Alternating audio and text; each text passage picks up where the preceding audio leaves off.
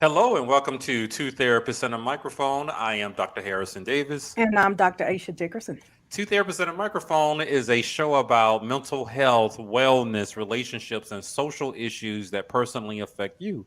We broadcast live every Monday evening at 7 o'clock p.m. on the Our Black Media Network.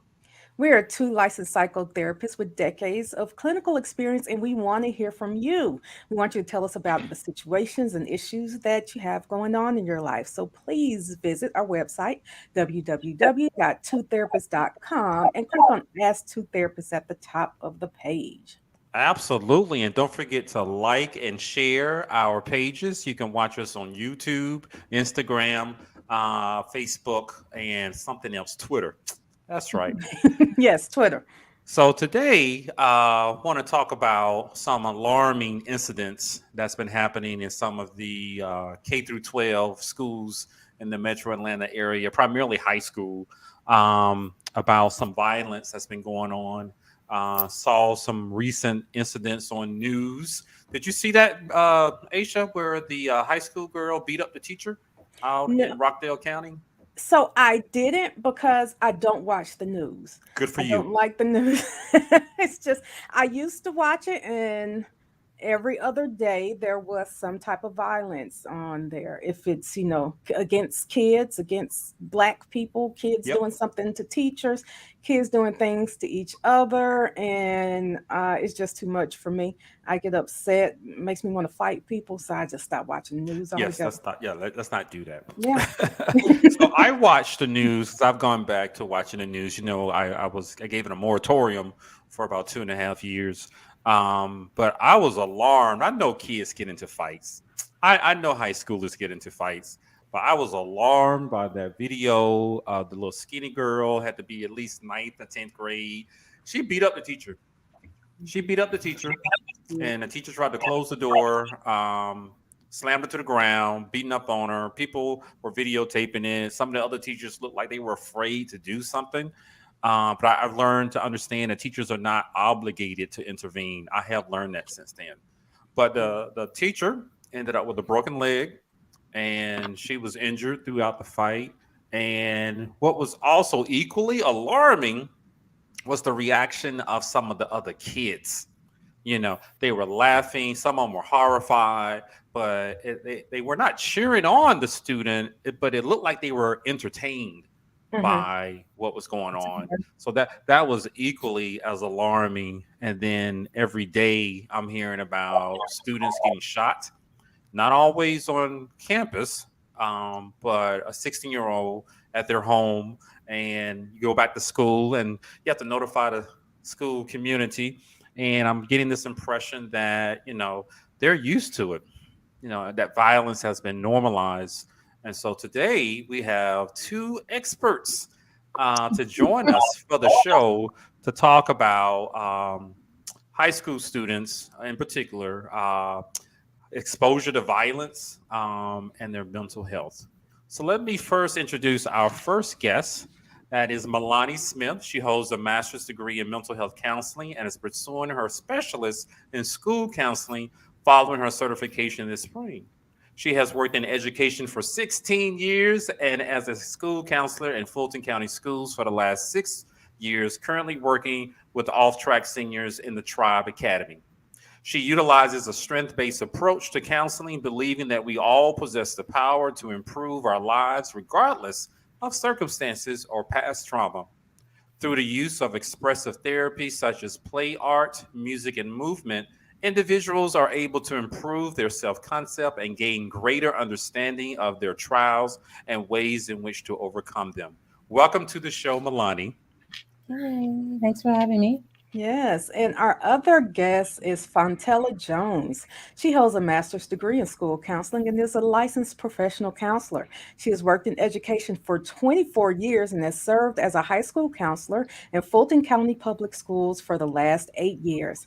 As a licensed mental health counselor, Fontella utilizes a person centered approach to therapy, along with cognitive behavioral therapy and solution focused brief therapy, to assist individuals in identifying, challenging, and changing challenging unhealthy behavioral patterns, ultimately allowing them to live a more purposeful and fulfilling life.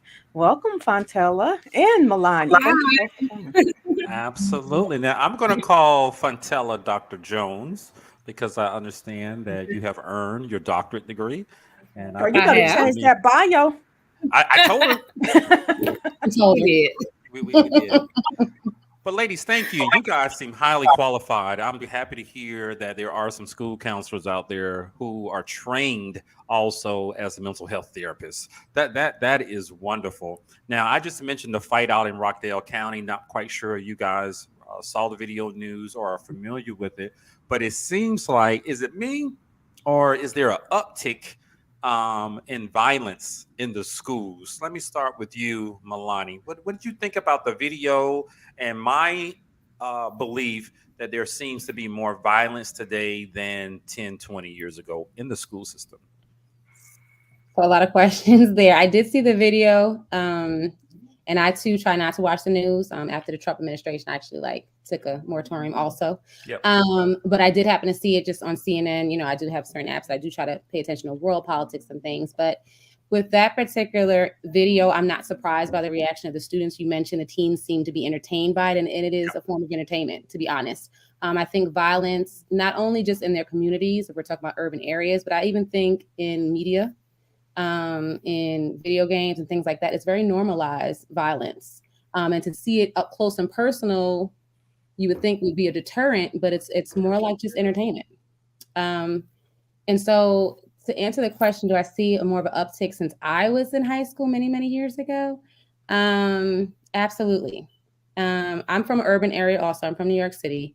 And there were not many fights in high school in the school building. That wasn't a norm.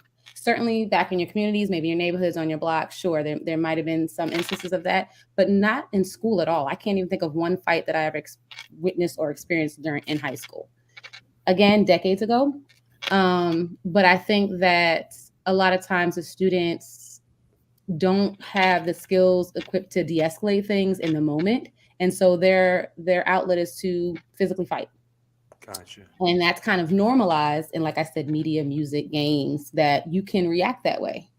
And I hate to pick on reality television, but you have grown women, who supposedly live in these $1 million homes that are physically fighting each other. Well, why do we think teenage girls who have less control of their emotions, who have less experience dealing with emotions, aren't going to do the same thing? That's a great point. Yeah. So I just think a lot of it just is really, I don't think it's twofold, actually, for me. I think that a lot of the parents aren't equipped with skills also to help their children deal with things like this, to deal with emotions, to help them navigate that. Because we have parents come up to school who want to fight. So am I right, Dr. Jones? You have parents come up who want to fight. Yeah. So Dr. Jones, tell us about what your thoughts about. Did you watch the video? Did you see it or you heard about it? And what are your thoughts about what I believe is an uptick in violence in schools right now? Well, I did not watch that particular video, but there is not a shortage of videos out there demonstrating, violence in the schools between students, students fighting teachers. And to kind of piggyback on what Milani was saying, a lot of times they are just mirroring what they see at home. Like parents come up to the school violent, using profanity, wanting to fight other parents, actually wanting to fight students. I know it's unbelievable. And I've been in education for 24 years. So there's been an uptick since I started in education in 1998. Like it's horrifying to see, just how violence is normalized, and the students, they're entertained by it. Mm-hmm. They don't try to stop it. They may not necessarily encourage it, but for the most part, they just stand by and they videotape it and they airdrop it, and it's all around the school. So there's definitely an uptick in this. It's very alarming. So I like that you brought that up, because I'm thinking about something that happened this past week, and I was at a play, and thank God it wasn't a fight, but there was a young boy. This is in middle school, and he slipped and fell and hit his knee, and he was crying, and there were high schoolers that were there, probably watching their siblings, and they were laughing. And I have to admit, my 17-year-old was one of them. I immediately snapped on her What are you laughing at? That boy has hurt himself. That's so stupid for y'all to sit up here and laugh. Mhm. Other people are just sitting there just letting their kids laugh. Like, what is going on with the parents that not just that they are the ones that are fighting, but they don't check their kids on what I consider inappropriate reactions to incidents like that? Yeah, I agree. I mean, and then it comes down to parenting is right. That's where they're first learning things. That's what we have to combat when we're in the school environment to say, okay, in the school environment, you're not going to curse, even though I've heard you curse in front of your parent and you can curse at home. In this environment, we want you not to curse. So it's almost like a second raising that we're doing, but we're combating what's normalcy to them, and that's the difficult part. So you likely have parents who think that maybe they think that's funny too, a little kid falling and hurting themselves. So you can't teach what you don't agree with and what you don't know. And for me, I always try to think of it as a sense of like our community and our parents, they just need more help and more guidance. There has been, major trauma, Black community as well as just watching the violence that's taken place from just the color of our skin, as well as the pandemic. So recently, there's just been a lot of like major trauma things that I think people aren't really realizing the effect that that's having on everybody. So I think our adults are kind of stressed. They're trying to survive. They're trying to do the best they can. But I think they need more skills to help them kind of reinforce the things and values we're trying to teach them. So I think it starts there at home. And then that's why we're having the challenge in school. But I agree with Fontel. I've only been in education 16 years. That sounds like a lot. but same thing. Only 16 I know, years. But I've only worked in urban areas. I've only worked in Metro Atlanta and Fulton County. But even then, in one of the most impoverished zip codes that I worked in, the violence in schools is ridiculous. Like where we're at now, it's not uncommon to have 3 fights in one day. That's like a normal thing now. It really is. And like I said, we work at the same school. So she can attest that we're not exaggerating. We're not out here saying, trying to, well, we should be ringing an alarm, but it's honestly, it's kind of scary. And it makes a lot of, I don't know if you've noticed in the news of the number of teachers who are leaving the field of education. And that was like during COVID and then post-COVID, but it's continuing because we still haven't addressed the real issues. Like we try to go back to business as usual. You can't, a whole community is traumatized. You can't just go back to business as usual, So Fontella, I want to ask you a question. What is it that they're fighting about? So many fights. What is there to fight about at school all day, every day? It is. And oddly enough, I was working with a young man today and I asked, like, what do they fight about? And he said, unfortunately, a lot of it is gang related. Oh, that's still a thing. In my mind, that's like played out. The same thing. That's a thing. Yeah. Yeah. Gang. A lot of it is gang related. Yes. The same ones from back in our day? No. Same colors? Okay. No. There's different. There's newer. So the age of blood and Crips, gangs. There aren't blood and Crips. There are, but there's definitely different types of gangs. I'm not going to name them all, but there's different types of gangs, especially in Atlanta. There is a growing number of different kind of cliques and associations. And for that loyalty is as deep as family is. So for them, we had a situation recently where one student was kind of jumped. And so other students who are associated with that student's gang then look for the kids who did that to retaliate because there's a loyalty there. So that's another thing culturally to break, but if these kids are feeling like that's their family, and I will tell you, there are a lot of broken homes in urban areas. There's a lot of parents that are absentee parents. And like I said, could just be surviving. And your concern is paying bills, not so much the raising and the emotional, support that your students need. But you have a lot of students who are out here paying bills themselves, raising themselves. And the gang serves as kind of another family and protection, right? So if you're the only one in your neighborhood who's not in the gang, you're a target. So, it's a little more complicated than I think we're probably making it seem, but there's a lot of layers to what's happening. And, to hear what parents feel like on their end. I know they look to the school to help fix some things, but, what's so much we can do. Well, I thank you for enlightening me. I guess I am removed. I only knew about the Crips and the Bloods in LA. Oh, yeah. No, there's a lot more. There's a lot more. I wasn't naive to believe there were no gangs in Atlanta. I just don't know anything about them. And I certainly didn't realize the hold that they have on high school kids. And now that I'm hearing that, I'm sorry? And middle school. And middle school. And a lot of it is driven by social media as well. I And was of headed course, there. a lot of the issues are the same issues that we had in high school, especially with the girls over boys, but it's just a lot more violent. And then they have weapons. They are bringing guns to school. And so that kind of intensifies the violence. So that's a bigger issue to me. Like the guns, the knives. Do they just not know how to fight? Or I mean, I guess it's just if I'm losing, I'm gonna win under any circumstance. Like we can't just get beat anymore. And why so violent? You know, we had fights when I was in high school. Right. It was more like wrestling. No one went to the hospital. Nobody was cut. But Right. I understand now, like Dr. Aisha just mentioned, they're bringing guns and knives to school. They want to kill somebody, I Right. assume, if you look at them the wrong way, or you post something on social media that says what, Dr. Jones? What is it about? What are they posting on social media that's making them respond like they do? I had an instance, and it was I saw you looking at my boyfriend. It can be just, typical adolescent issues, Gotcha. but they don't know how to process it and handle it. They haven't been taught how to process it and handle it in a way that doesn't lead to me going to your house and dragging you out and stomping your head into the concrete, or me calling my boyfriend and he brings his gun and shoots up your house. Like we had that happen about a month ago. Yeah, Melanie, I also hear about one of your students, or two, I believe, who were recently shot and killed off campus. One was at his home. Can you give us a little information about that and what you believe may have led to someone actually shooting them? You know what? I don't even know really the details to either of those cases, whether they were targeted or not. Okay. But we're talking young kids, teenagers who both were basically in their neighborhood. One of them was leaving from a gym location and was murdered. And the other one was outside of in his driveway. Yeah. So, the prevalence of crime, of course, in the community, that's an issue. Like the kids are just vulnerable and they're victims, even if they have nothing to do with it. Even if they weren't on social media and they weren't antagonizing anybody, they can be victims just as much because the gun thing is out of control, in my opinion. I mean, they have access to guns. I feel like it's harder for me to go get a gun than it is for them.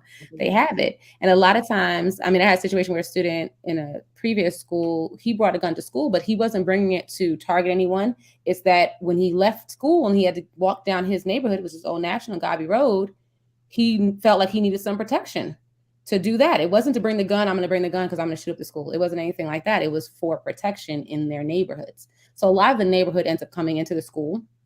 And I think until the school goes into the neighborhoods and the communities and starts doing work there, that's what we're going to constantly have that fight.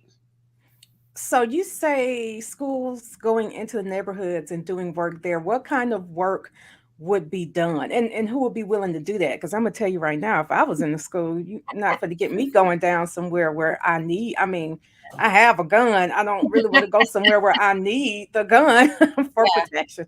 No, I know. You're right. And as a present, the only individuals who do that would be social workers. They make house visits, not for the purposes I'm necessarily talking about, but they're the only ones who really go back out into the community and leave the school. And not to put them on blast, to be the people to do that. Like I would certainly be willing. Anyone who I think has a mental health background should be the ones to do this kind of work. We have to bridge those things. And as part of school counseling, involvement of community is part of what we're supposed to do as well. Right. That's part of our client base as well. And we don't really take the time, not that we have that much time, but take the time to do that. Right. But that to me is a big piece. We have to bridge that. There has to be more work done in the surrounding areas that impact our schools than just saying we're going to be in this bubble because the bubble's shattered. They're coming in with it anyway. You know what I mean? So we're not protected in our little enclave of a school. It's not, that's a fantasy now. So we need to do more active type of work in our communities, to be honest. Right. With the students and the parents. I agree. So Dr. Jones, what have you seen? What's the impact of all of this, gang violence in the community spilling over into the school? Melanie just told us it's, the school is no longer a safe haven place. Some people bringing guns just to protect themselves, but what's been the impact on the climate of the school environment, even with those who have nothing to do with the violence, and even some of the teachers? How's it affecting the rest of the group? Well, definitely teacher retention. There are a lot of teacher vacancies in a lot of high schools. And I don't even know if parents are aware of the number of teacher vacancies in some of the schools. Yeah. But also a lot of our students, and I will say this, they, are suffering from mental health issues, anxiety, depression, and they'll even articulate that to you. I'm not having a good day. I'm suffering with mental health. Self-harm is up. Suicidal ideation is up. Like I could say every week I have 1 or 2 students who are coming to my office, suicidal ideations or self-harm. So that has definitely increased. And unfortunately, in the schools, as schools counselors, we aren't equipped to deal with those mental health issues because we have so many other responsibilities, scheduling, getting you ready for college and things of that nature, that we don't have the time to devote to those mental health issues. Wow. It sounds like you guys are working in a mental health urgent care unit. Is without the help you need, without Right. the staff on hand. So let me ask Dr. Jones, I'll start with you.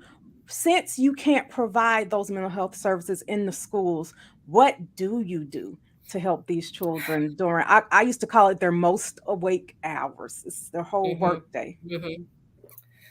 Well, in the school that Melania and I work, we do have, we partner with an agency who does have a mental health counselor who is there at least 3 days out of the week. But I mean, again, it's just one person. The school is 1,700 students. So she can't service, all of the students. We do provide resources, the counselors as well as the social workers provide resources for outside agencies who could provide mental health support for students when it's brought to our attention, because that's another issue. We don't always know unless the student, kind of comes to you or they have a absolute meltdown, in school, and then they're brought to you and then you kind of have a conversation with them and you find out they are suffering from social anxiety, or they are suffering from depression, or they are having thoughts of self-harm or suicidal ideations. Oh my. So Milani, like I mentioned, it sounds like you guys sometimes working with some intense issues and there are limited resources through the school system. How are you reaching some of your students and what are you doing to help them to at least cope a little bit better? So for me, and I think it helps, and Dr. Jones could probably attest to this, having mental health background and being licensed professionals, having that background, because not all school counselors have that. That's first. We're a very small population, to be honest. I do groups. I love doing groups. I think that provides open, safe space for them to really express themselves and see that there's other peer support. You're not the only one going through this. You're not crazy. Nothing's really wrong with you. You're dealing with the same things everyone else is dealing with. And I meet weekly with my students because my students have particular barriers, which is preventing them from really graduating on time. And so I meet with them weekly to do that as well. And there's a lot of check-ins and there's a lot that they end up offloading and discussing about. And I will say that I think over the past 5 years, schools have done a better job of destigmatizing mental health for students, because we do get more students saying, I'm anxious. Something's not right. I don't feel good about myself, or I have suicide ideation. I think they're more comfortable coming to us about that, which I think is the right, a step in the right direction. I just think that they have to change our roles as school counselors if they want us to address that, or hire more school counselors to be able to help shoulder that load, because that's what we're there for. We're student support services, but we're just so limited because we're, especially in high school, there's so much pressure on students. Let that be the bottom line. That's what you're supposed to do. And so, we want to graduate healthy students, of course, mentally healthy, emotionally healthy, but it's difficult to do so in the climate that we're currently in. So my next question is for these students who are violent, and my mind is possibly the same people over and over again, what type of punishments do they receive, them or their parents? Because I'm also if it's the same kid, should the mom go to jail? Now that's tricky, right? I feel so many, you know what I mean? I have to that's a hard one. So yes, there are policies in place. If a student is violent, they get sent to a separate school that's more like a military type environment, very small, and they get more intentional kind of behavior supports. right? And then they're allowed to come back to their homeschool because that's more like a program to get you kind of adjusted, right? And then they come back to the homeschools. And a lot of times we see, as we have, because we had a lot returned to us in January, the uptick of violence again, because you have the same kids back in the same situation. They didn't quite get what they needed, right? Can you hold parents responsible for that? That's hard because, like I said, I feel like if parents knew better and had the skills, they would do better. So in a lot of ways, I don't feel like our parents have it and know it. So do you penalize them for not knowing? Do you penalize them for not, maybe if they're not using resources? So say we provided resources for the student and they didn't take up on it, because a lot of times, like Katana said, you can give them a resource and say, hey, your kid needs some outside mental health. They're like, no, they're good. Yeah, now that in that sense, now you're being neglectful. Now you're not putting the child as a priority. But I don't know about penalizing parents. I know that that's a case. I think like in New York with truancy, like you can send a parent to jail if the student doesn't go to school. I remember that was like something that was passed at one point. Yeah, that's in Alabama too. If your child isn't going to school and they're not of the age where they could drop out, the parent can go to jail. Yeah. I'm all for that. So I'm hearing, Dr. Jones, that a lot of these issues with the students in particular are stemming from the parents, or maybe a home environment. That may be a better term to use. What type of resources are there for the parents? I know you guys are there for the students within the school system, but it's sounding like a lot of it is coming from the home environment. And then Melanie, I'll ask you, what can the parents do? We go to you next. But Dr. Jones? Well, that is a good question. We do, in our particular school, we do have a parent liaison, who offers workshops and seminars. But I mean, the issue is parent participation. Right before this meeting, we had a virtual meeting. There were 9 parents that showed up. So I don't know how you get past that barrier, other than because the expectation that they're going to come to us, that's not happening. So I think we have to be more intentional in going to them. Well, I'm glad to hear that you're offering something. I didn't know that. They didn't have that when I was in high school, anything for my parents at all. But you guys are providing at least some type of training or workshops beyond going to college, more personal things. Right. Okay. I'm glad to hear that, yes. And before we end tonight's show, if you can just tell the parents where they can go to find those resources, that'd be great. So Melanie, what can the parents do to help curb some of these issues so it doesn't affect other people, including the kids and teachers who want to learn and want to teach? Assuming it's a parent who cares and wants to help. Yeah. Right. And I'm forever like the optimist. I believe all parents want to really care, right? All parents really do care. They may have some barriers to that. They may have some trauma themselves. They may have not learned how to parent because they didn't have parents themselves. So I'm always one to try to believe that everyone can do, what it is in the best interest of a student. Dr. Jones and I both did a grief counseling after we had multiple deaths occur in our school community. And we did a grief counseling workshop. And we posted on the website, and we, gave that, and had many resources for parents to how do you parent through grieving, like your own grief as a parent, but also dealing with a student who's grieving. And I think that, like Fontella just said, we have to go and we have to take it to them now because, and I don't know if this is more post-pandemic. I've seen a lot of less participation from parents. I think post-pandemic, because maybe there's still that kind of fear of coming back into the building, or people just got used to doing things. But a lot of everything we offer is virtually. So you can't really make it easy for people to attend. Yeah. But I think the first steps for parents are things like this. So podcasts where you have therapists talking about ways in which you can assist your child, looking on different Facebook groups, looking for support, looking for means to help your child, reaching out to us. We are here. We are very much willing to help and assist. I can't say that there's any school counselors who wouldn't do that. And then really just sitting down and listening to their child. Right. A lot of times they are telling you what they need. They are crying out for some type of help, attention. They need something. You need to listen to them. Maybe they need a book. And I also think what I find a lot of times is some of the parents are open to counseling for their child. But what I like to say is it needs to be the family. because the issue is not just necessarily the child. Like you as the parent need to also participate in the counseling process as well. So I think that would help, because a lot of times they just want to send their kid to therapy and there's nothing wrong with me. It's all the kid, and that's not the case. So more family counseling, I think, would also benefit. Yes. I see. So I'm going to ask you guys a political question. You don't have to answer it if you don't want to. You know, there is a movement with one of the political groups about handing out vouchers to parents to send their kids to other schools, particularly private schools, and using some of the tax-based property tax funds to pay for. There's a large, huge movement for, and there's an opposing side who is saying no.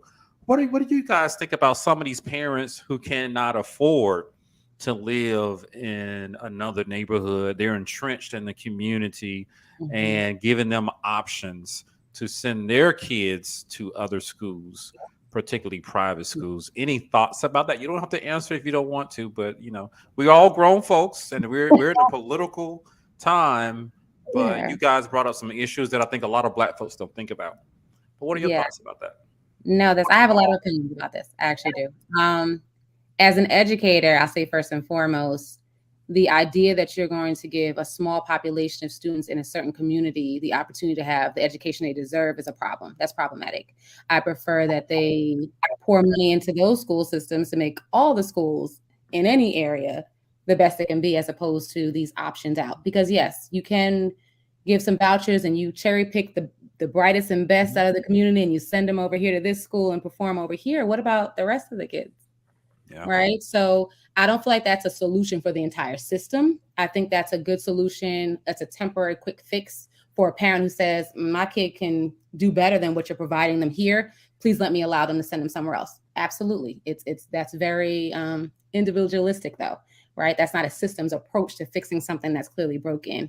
Where I come from, when you're in high school, you can apply to go to any high school in any borough. There's no, you live in this neighborhood, so you have to go to this school, which I see here. I haven't lived anywhere else really, but here in New York. And here it's, your property tax is going to dictate how much money is poured into your school. And where you go to school.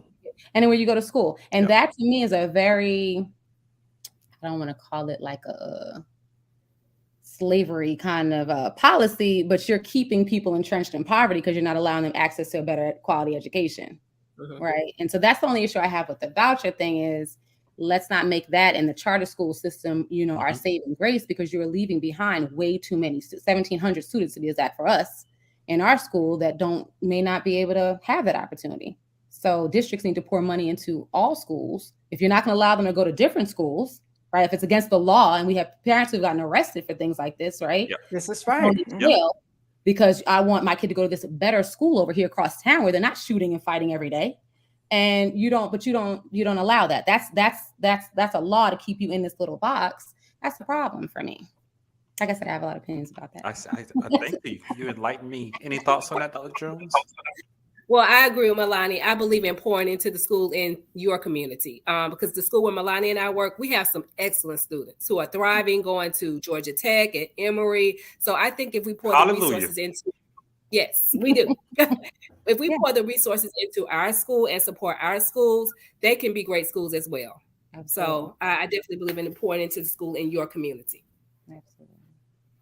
It just sounds like those great students may sometimes need to be protected from the not so great. I'm sorry, I won't say not so great. The students who need a little more support. So if they were to pour more money into the schools, what are some of the things that you think they would need to use that money for? That would make the schools better? Counselors. Okay. Okay. More caseloads. Right. We're the ones to deal with the students who need the adjustments, right? We're we're really that first line defense. Like, we need to be there in that position. They need to hire more teachers so you don't have 35 kids in a classroom. Hard to manage 35 teenagers. Right. How could you get more teachers in there, though? Aren't they leaving? Is it that they need more money? That would help overall, I think, education-wise. Teachers, I think teachers are looking at it as, I can go work somewhere else for less stress. A lot of times the teachers you'll find in the schools that we serve, really do it out of like the goodness of their heart. Like, this is a population that they're dear to. They really want to work here. I've met those teachers. While they do it. Yeah. And that's their motivation. Yeah. But yes, more money. I mean, some areas, I think in Chicago, you get like a little stipend if you work in a high risk area. Mhm. Well, our county doesn't have that. Like, perhaps you should employ that, teacher retention. I mean, it's sad to say money rules a lot of things, but it does. It does in this country. So yeah, pour more money in, and let's see where it goes. And so that we can expose our students to things outside of their neighborhood. A lot of times, we may go to the higher ups and we don't have the money for that. And our parents can't, they don't have the money to kind of offset the cost. So it's just money would definitely make a difference. Mm-hmm. Gotcha. So guys, what type of tips or suggestions would you have for the students in these schools where fighting and violence and gangs appear to be the norm?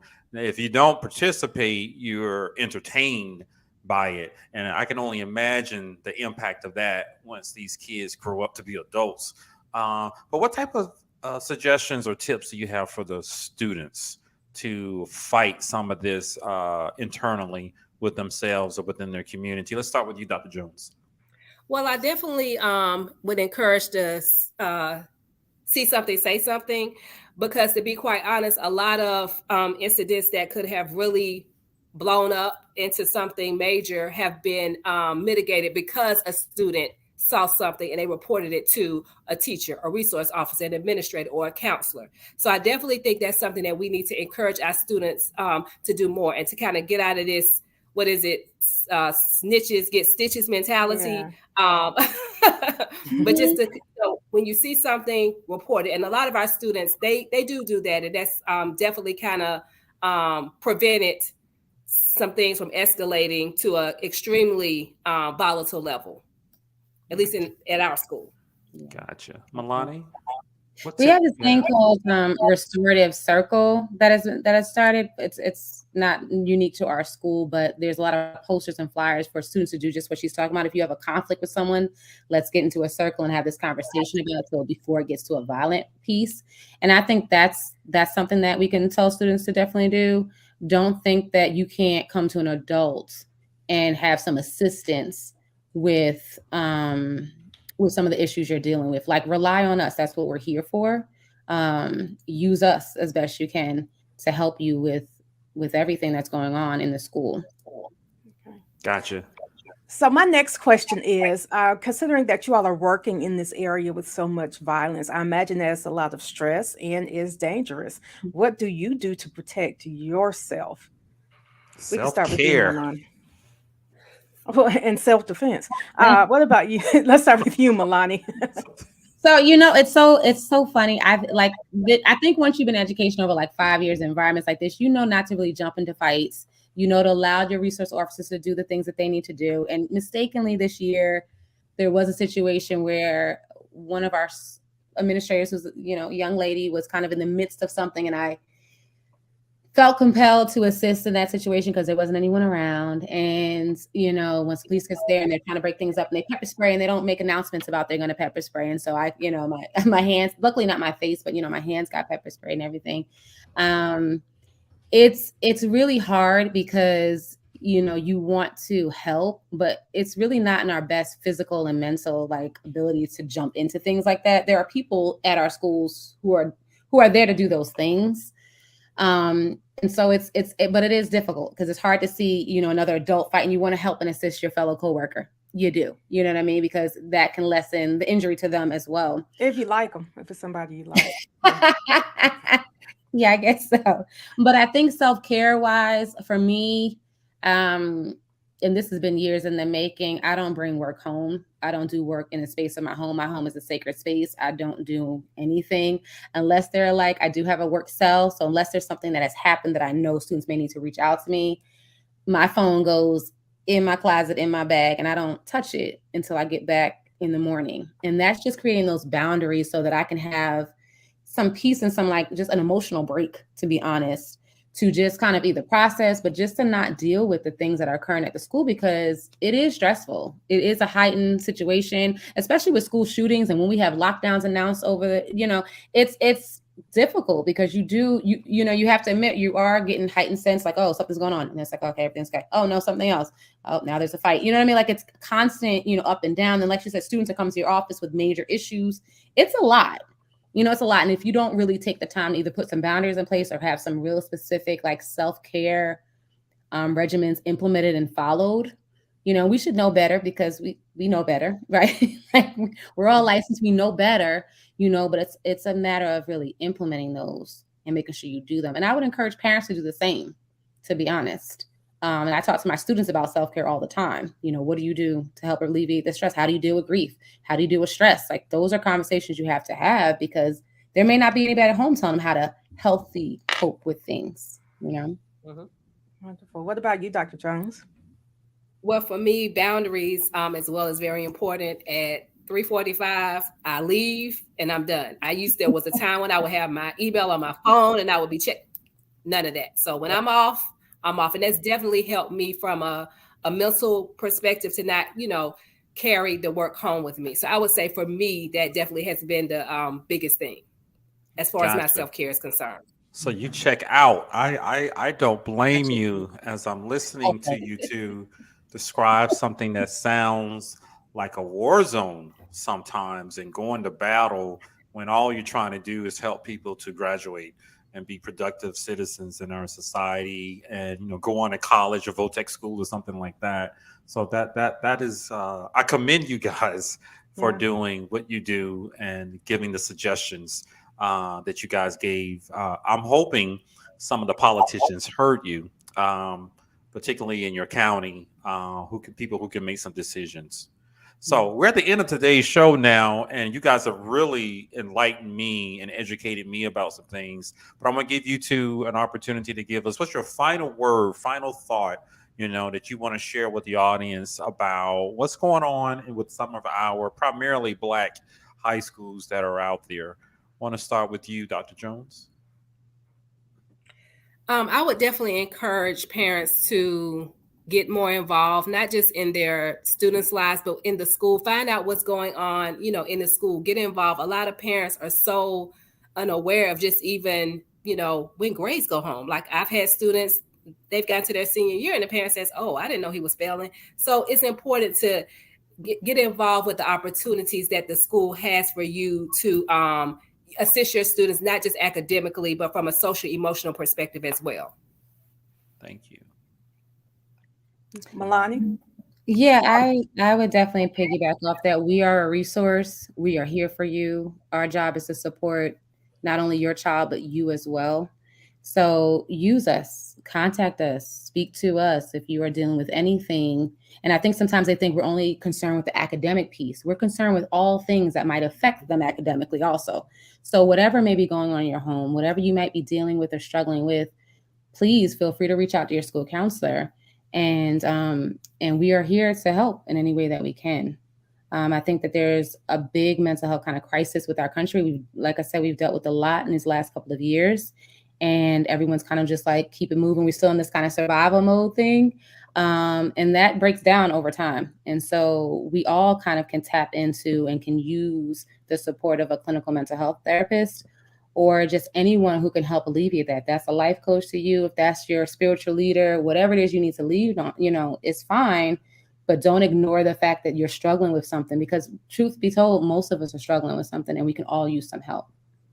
Thank you. I endorse your ideas about more mental health professionals who are trained and licensed working in schools. Mm-hmm. And hopefully we can have some type of requirement where at least one or two right. school counselors in the school can be licensed, or hire someone specifically to do the mental health counseling. I understand you guys contract out. The school system contracts out to provide the mental health services, and they seem overwhelmed by some of the things. So Dr. Jones, what was that resource? How can parents find out what type of resources are available to them? Where can they find that? So I would suggest So it's probably different for each school, but each school does have a PTA. So that would be one avenue. And then most schools have what's called a parent liaison. And so that would also be a point of contact for parents. And also parents, check out your school's website. There's a lot of useful information on the website, especially in the student support or counseling services tab. Gotcha. Thank you so much. Dr. Aisha, your words, your final thoughts. I just want to say I appreciate what you all do and anyone else who works in the school system. My dad was a school counselor and later on a principal. I remember him getting cut by a razor blade, breaking up a fight. But I also remember that he didn't have as many issues as you all do today because I remember him paddling children who cut up in school. I know that you can't do that anymore. So bless you all for doing what you do without having the resources and the ability and rights to do what some educators and counselors could do back in the day. Absolutely. I endorse that completely. So guys, thank you for joining us today. Stay on afterwards. But I want to thank the audience for joining us today. I hope you learned a lot from our expert guests. That is Dr. Fontella Jones and Milani Smith. You guys have been watching Two Therapists and a Microphone. We will see you guys next week, Monday at 7:00 p.m. on the Our Black Media Network. See you then.